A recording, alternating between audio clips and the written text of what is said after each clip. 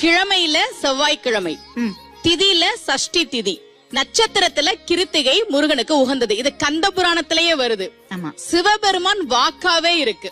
சிவபெருமான் சொல்றார், யாரெல்லாம் இந்த கிருத்திகைக்கு விரதம் இருக்கிறாங்களோ, எவரேனும் நுந்தம் பகல் இடை இன்னவன் நோன் தாள் இந்த விரதம் இருந்தாங்க அப்படின்னா தம் தம் குறை முடித்து பரம் தனை நல்குவோம். அவங்களுடைய குறையெல்லாம் தீர்ந்து நல்லா இருப்பாங்க, நான் வரம் தருகிறேன் என்று சிவபெருமான் வரம் கொடுத்த காரணத்தால் கிருத்திகை விரதம் என்பது முருகனுக்கு சிறப்புக்குரிய விரதமா இருக்கு.